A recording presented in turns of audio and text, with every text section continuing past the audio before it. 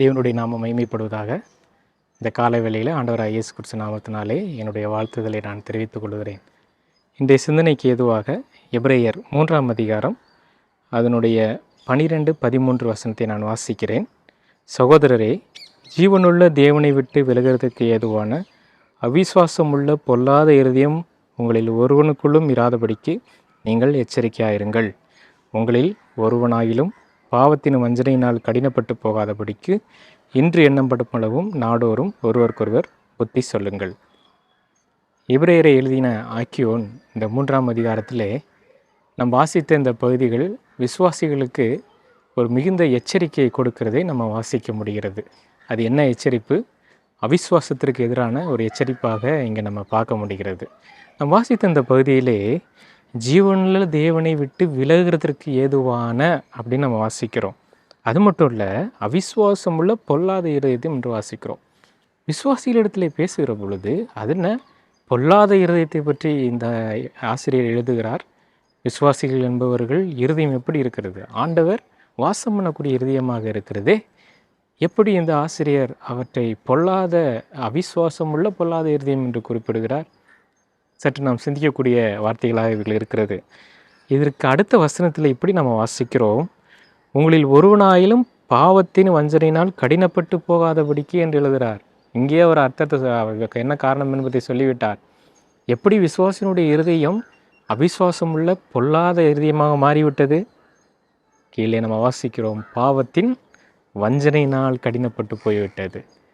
பிரியமானவர்களே, நாம் வாழ்கின்ற இந்த காலம் ரொம்ப கொடிதான காலத்தில் வாழ்ந்து கொண்டிருக்கிறோம்.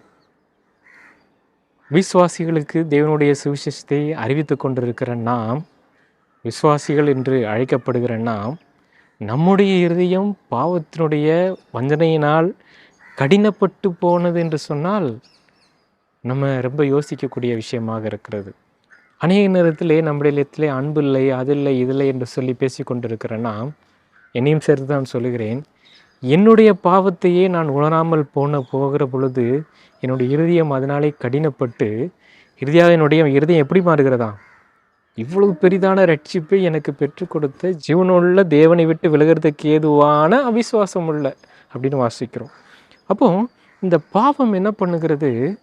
நம்ம நாட்கள் செல்ல செல்ல நம்முடைய இருதயம் கடினப்பட்டதாக மாறி ஜீவனுள்ள தேவனை விட்டு விலகிறதுக்கு ஏதுவான அவிசுவாசத்துக்குள்ளான மாறுகிறது என்று சொல்லி வாசிக்கிறோம். தேவன் பரிசுத்தமாக்கிய இந்த ஆலயமாகிய இருதயம் பொல்லாத இருதயமாக மாறுகிறது என்று சொன்னால் நாம் எவ்வளோ ஜாக்கிரதையாக இந்த உலகத்திலே நாம் வாழ வேண்டியவர்களாக இருக்கிறோம். ஆகவே தான் அந்த ஆசிரியர் சொல்கிறாரு 14ஆம் வசனத்திலே, நாம் ஆரம்பத்திலே கொண்ட நம்பிக்கையை முடிவு பரிந்தும் உறுதியாய் பற்றி கொண்டிருப்போம், ஆனால் கிறிஸ்துவனிடத்தில் பங்குள்ளவர்களாக இருப்போம் என்று சொன்னார்.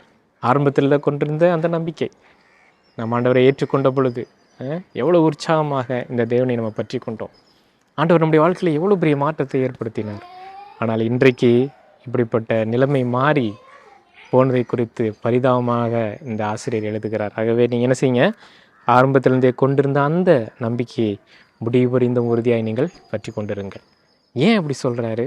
நமக்கு ஏற்கனவே வாக்குத்தத்தம் கொடுக்கப்பட்டு விட்டது. நாம் நித்திய ஜீவனுக்கு பங்குள்ளவர்களாக இருக்கிறோம். ஆனால் நாம் எச்சரிக்கையாக இருக்க வேண்டும். பாவத்தை குறித்து இந்த உலகத்தில் நாம் எச்சரிக்கையாக இருக்க வேண்டும். என்றைக்கு இந்த பாவ சரீரத்திலிருந்து நாம் முழுமையாக விடுபடுகிறோமோ அதுவரை இந்த பாவத்தை குறித்து நாம் மிகுந்த எச்சரிப்புள்ளவர்களாக நம்ம இருக்க வேண்டும். வேதவசனம் அது நமக்கு அடிக்கடி எச்சரிப்பு கொடுக்கிறது.